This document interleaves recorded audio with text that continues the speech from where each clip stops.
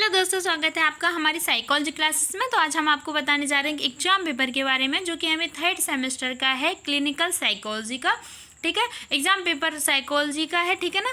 और देखिए, आप यहाँ पे देख सकते हैं जो आपका एग्जाम पेपर है वो 2024 का है। ठीक है, और आपको टाइम है वो 3 आवर्स का दिया जाता है, और अधिकतम जो आपके अंक हैं वो 25 हैं, और निम्नतम अंक जो हैं वो आपके 29 हैं। ठीक है, मैक्सिमम मार्क्स जो 85 हैं, और मिनिमम पास मार्क्स हैं वो 29 है। सेक्शन ए में आप देख सकते हैं शॉर्ट आंसर टाइप क्वेश्चन पूछे गए हैं, जिनको लघु उत्तरीय प्रश्न भी कहा जाता है।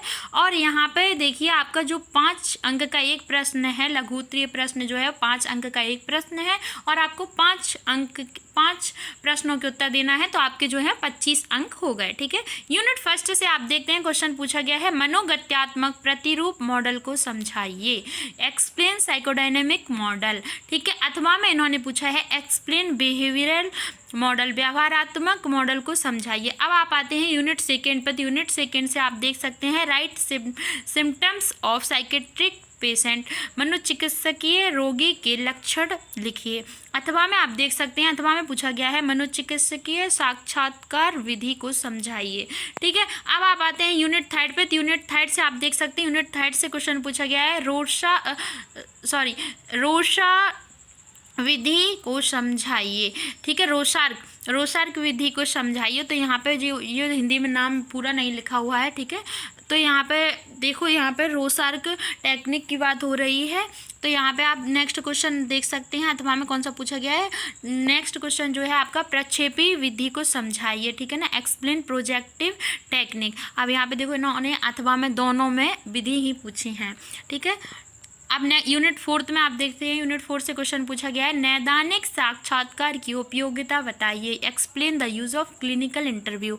अथवा में क्वेश्चन पूछा गया है, explain the nature of clinical assignments. ठीक है, तो यहाँ पे आप देख सकते हैं नैदानिक मापन के स्वरूप को समझाइए।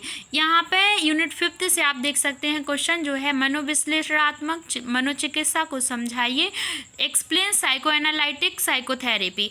ठीक है, अथवा में आप देख सकते हैं, अथवा में जो क्वेश्चन पूछा गया संज्ञानात्मक चिकित्सा को समझाइए, एक्सप्लेन कॉग्निटिव थेरेपी। अब आपका जो यूनिट जो सेक्शन बी है, सेक्शन बी से आप देख सकते हैं लॉन्ग आंसर टाइप क्वेश्चन पूछे गए हैं, जिन्हें दीर्घोत्तरीय प्रश्न भी कहा जाता है। Attempt all 5 question, each question carries 12 marks. तो 12 × 5 = 60। सभी 5 प्रश्नों के उत्तर दीजिए। प्रत्येक प्रश्न जो है आपका 12 अंक का है। ठीक है, 12 मार्क्स का है रेगुलर स्टूडेंट के लिए, और प्राइवेट स्टूडेंट के लिए 14 मार्क्स का है।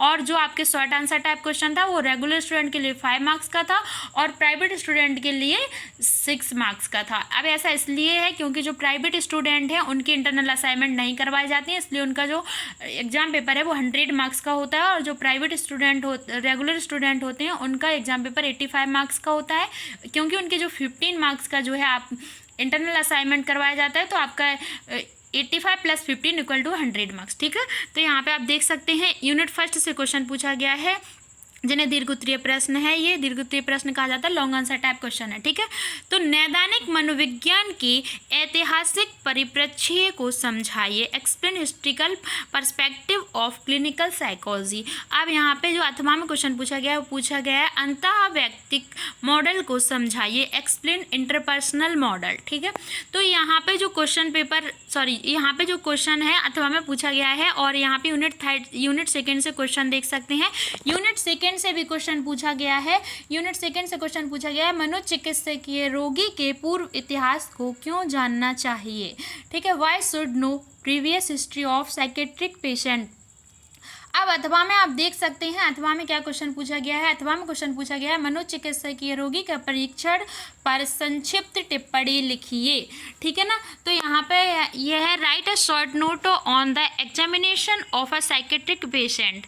इन दोनों में से आपको किसी एक प्रश्न का उत्तर देना है, जो कि कंपलसरी है। ठीक है, यूनिट थर्ड से क्वेश्चन पूछा गया। अब यहाँ पे एक बात हम आपको और क्लियर कर देते हैं, यहाँ पे जो यूनिट थर्ड है, तो यहाँ से क्वेश्चन पूछा गया, और जो एमए का सिलेबस है, जिसके अकॉर्डिंग एग्जाम पेपर बनाया गया है, क्योंकि उसमें यूनिट जो टोटल यूनिट है वो 5 यूनिट है, 5 यूनिट है, और आपको प्रत्येक यूनिट से आपको प्रत्येक यूनिट से शॉर्ट आंसर टाइप क्वेश्चन पूछे जाते हैं और प्रत्येक यूनिट से लॉन्ग आंसर टाइप क्वेश्चन पूछे जाते हैं। क्लियर? तो ये आप यहाँ पे देख सकते हैं। यहाँ पे जो यूनिट 3 से क्वेश्चन पूछा है वो है एक्सप्लेन TAT टेस्ट, TAT परीक्षण को समझाइए। ठीक है, यहाँ पे अथवा में पूछा गया है explain draw a man test, draw a man परीक्षण को समझाइए। इन दोनों में से आपको किसी एक प्रश्न का उत्तर देना है जो कि कंपलसरी होता है। अब आप आते हैं यूनिट 4 पे।